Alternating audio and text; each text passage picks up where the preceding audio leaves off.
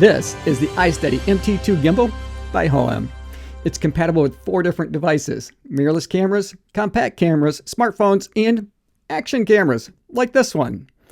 But how easy is it to use? How steady is the footage? And most importantly, is it worth the money that they're asking for it? Well, those are the questions that we're going to answer today, so be sure to stick around. Hi everyone, I'm Tim, and on today's video, I'm going to be reviewing the Hohem iSteady MT2 Gimbal. Now, before I get into it too far, I do want to get a disclosure out of the way. This gimbal was sent to me for the purpose of review. However, no one's paying me to make the video, no one's telling me what to say, and no one from Hohem has an opportunity to preview this video before I share it with you first here on YouTube. And at any point in time during this video, you might want to learn a little bit more about it or pick one up for yourself. I'll put a link in the description below that'll take you right to it on their product webpage. Now, the only way that I know how to review a gimbal is to use it and shoot a lot of footage. So that's exactly what I did. I've had this out on several different locations and several different days and shot a lot of footage. I'm going to share that footage with you here today so that you can be the judge and you can determine whether or not you think this gimbal is worth picking up. Now, as a YouTube content creator, I post a lot of videos, and the 2 cameras that I use to capture that content is my iPhone 15 Pro and my GoPro, and this is the GoPro Hero 11. So those are the 2 cameras that I've used to test the MT2 gimbal. Now, the first shot or move that I tested this out with is a push forward move. Now, the reason I started with push forward is because it's one that I use when I'm vlogging. So let's just see how steady the footage is when I'm simply walking forward at a smooth, steady pace.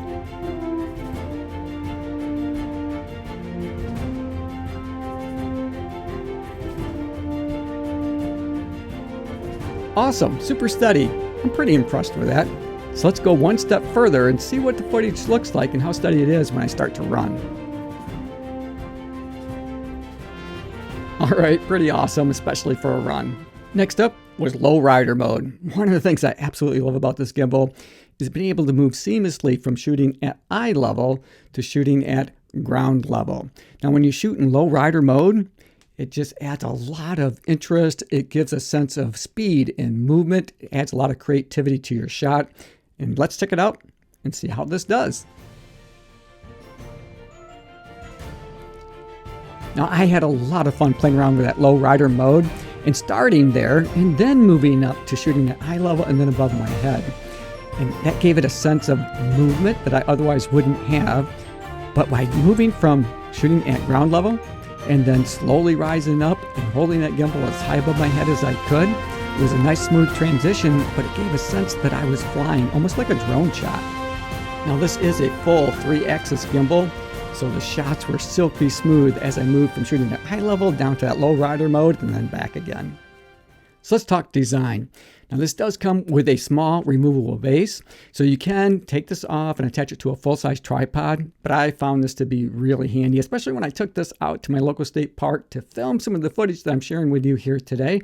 This base was perfect for my needs. It folded up neatly when I didn't need it, and I could store it in my backpack.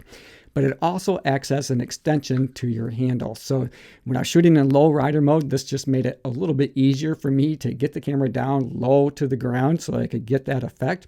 Or if I was raising this up above my head, again, it added a little bit of length or extension to my handle. Now, this is compatible with 4 different types of cameras, including mirrorless cameras, compact cameras, smartphones, and GoPros. And it comes with everything you need in order to be able to attach and use those different devices with this gimbal, including this L bracket.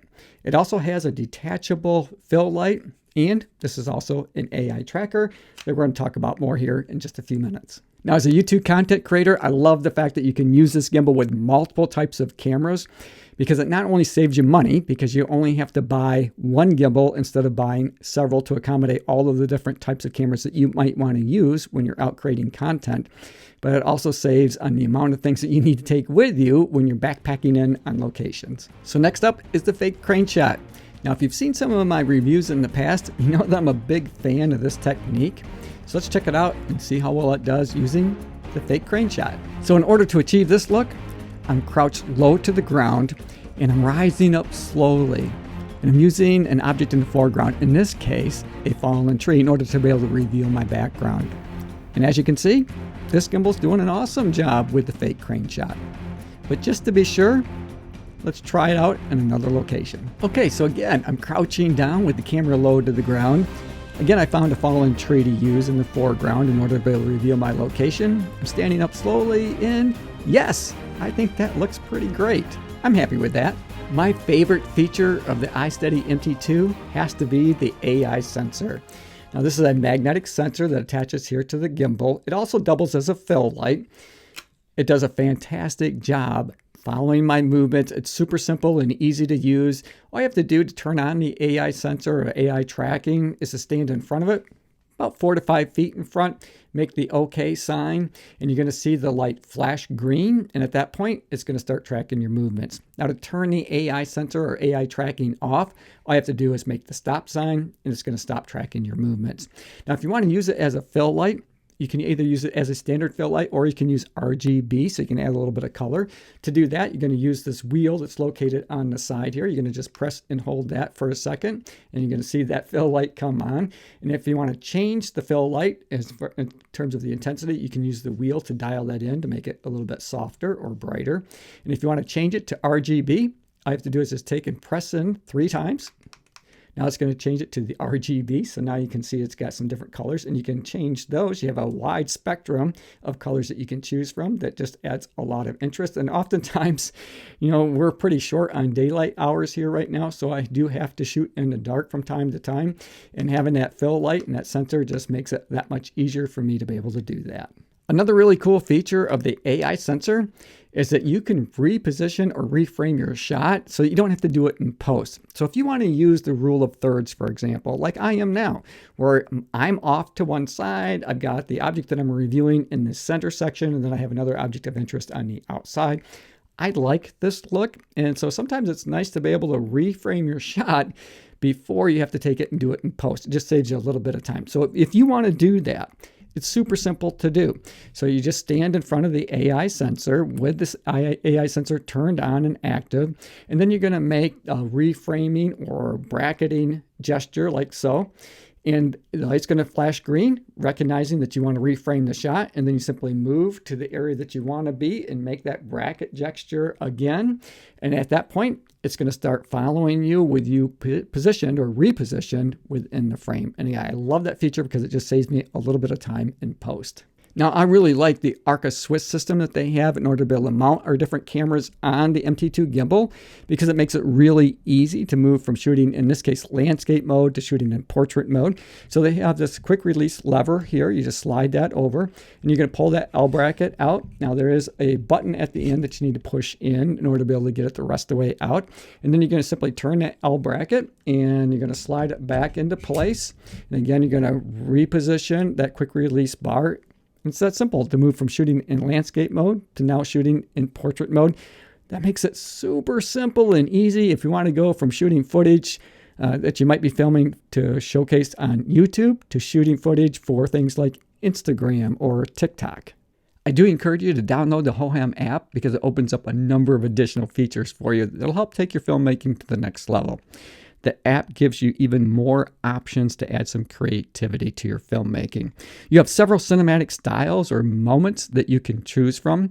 A couple of my favorites include raindrop control, night rain, back to the past. I think that's kind of a fun one to play with. Inception mode, but there's a number of other ones that I think you're going to want to check out.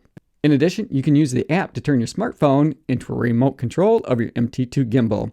You have the opportunity to be able to use it as a joystick, or you can take advantage of the gyroscope that's built into your phone in order to be able to control your MT2 gimbal. Now, the iSteady MT2 gimbal does have a long battery life, and I found that to be really useful because you can film all day. And if you are filming for an extended period of time and the device that you're filming with, your camera starts to run out of power, you don't need to worry about that because there is a charging port that's located on the gimbal that you can connect your camera to in order to charge it while you're filming. That way, you can continue on with your work. Overall, I really like the MT2 gimbal. It's a 4-in-1 gimbal that's going to save you both time and money, and it's also going to save you space because you only need to purchase one. It does a really great job in keeping your footage steady. I found it super easy to use. Overall, I do think it's worth the money that they're asking for it. Hey, thanks for making it to the end of the video. Hope you enjoyed it. I enjoyed making it for you. as always, run tall, run strong, be kind of one another. Thanks for watching, and we'll see you next time right here on Tall 10.